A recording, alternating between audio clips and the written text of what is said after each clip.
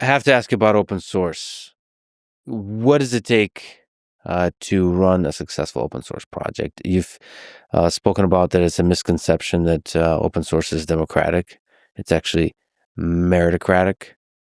I thought that's a beautiful way to put it.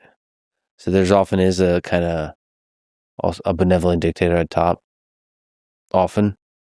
So can you just speak to that, having run successful open source projects yourself and being a benevolent dictator yourself? Which is going to be a bit of a biased piece of evidence here, but why monarchy? This is great. Best? We should definitely have dictators, and they should control everything, especially when the dictator is me.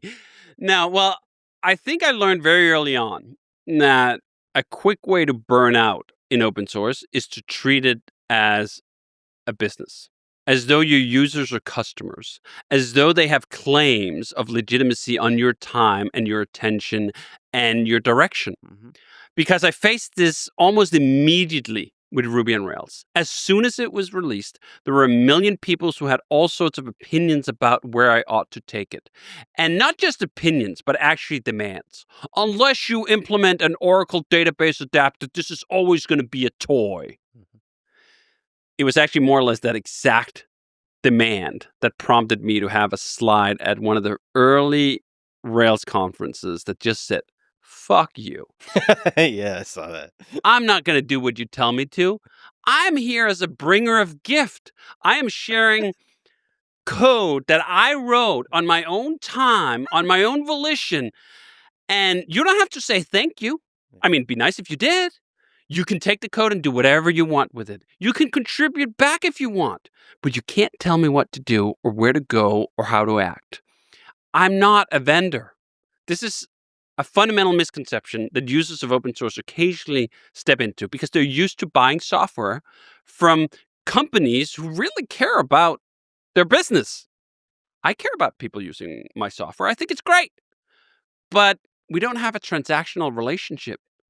I don't get something back when you tell me what to do, except grief.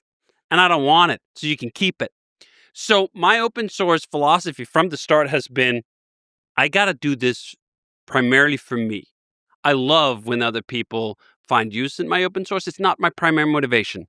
I'm not primarily doing it for other people. I'm primarily doing it for me and my own objectives because, as Adam Smith said, it's not for the benevolence of the butcher that we expect our daily meat. It's for his self-interest. And I actually find that to be a beautiful thought, that our comments increase in value when we all pursue our self-interest, certainly in the realm of open source.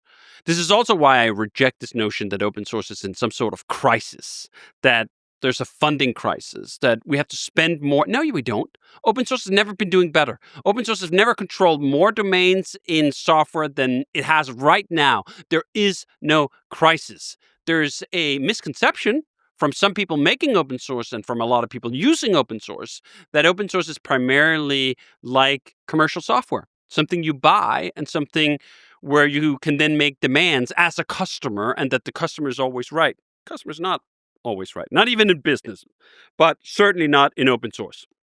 In open source, the customer as it is a receiver of gifts.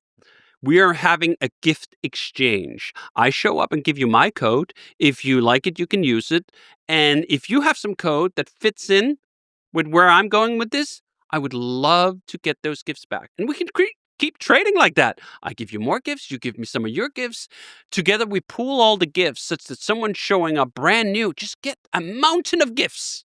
This is the magic thing of open source is it increases the total sum value of what's in the commons when we all pursue our own self-interest. So I'm building things for Rails that I need. And you know what? You want me to do that. You do not want me to build things that I don't need on behalf of other people because I'll do a crap job. I build much better software when I can evaluate the quality of that software by my own use. I need this feature. I'm going to build a good version of that feature, and I'm going to build just enough just for me. So I'm not going to bloat it. I'm not trying to attract a customer here. I'm not trying to see some angle. I'm just building what I need. And if you go into open source with that mentality that you're building for you and everything else is a bonus, I think you have all the ingredients to go the distance. I think the people who burn out in open source is when they go in thinking, I'm making all these gifts. I don't really need them myself, but I'm like hoping someone else does, and maybe they'll also give me some money. That's a losing proposition. It never basically works. If you want money for your software, you should just sell it. We have a perfectly fine model of commercial software that people can make that kind and then they can sell it. But I find a lot of confusion, let's just call it that politely, in open source contributors who want to have their cake and eat it too. They like the mode of working with open source. They maybe even like the status that comes from open source, but they also would like to earn a living from making that open source. And therefore, they occasionally end up with the kind of grievances that someone who feels underappreciated at work will develop when others aren't doing enough to recognize their great gifts. And then they might walk away. I wish I had more insight into their mind state of the individual people that are running these projects. Like if they're feeling sad or they need more money or it's just such a dark box. It can be. I mean, of course, there's some communication, but I just sadly see too often they just kind of walk away. Right.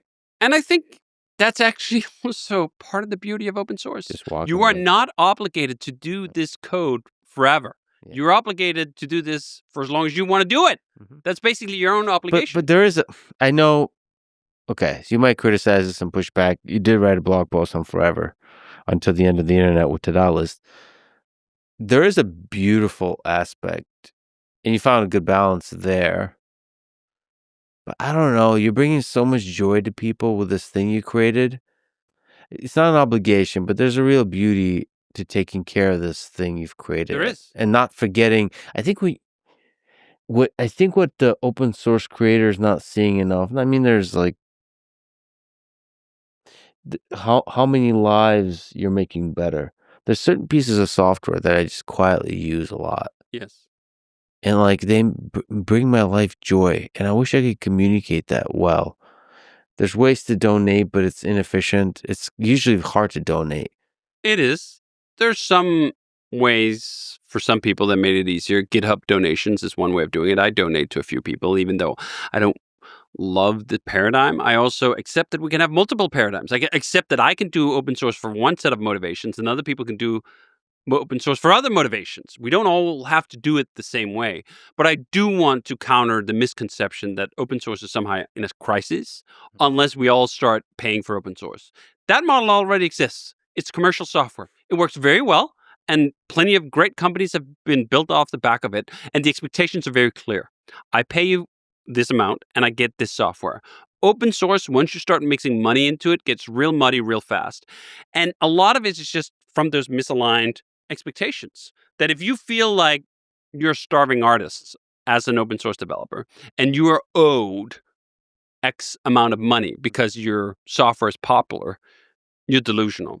And you need to knock that off. Just get back on track where you realize that you're putting gifts into the world. And if you get something back in terms of monetary compensation, okay, that's a bonus.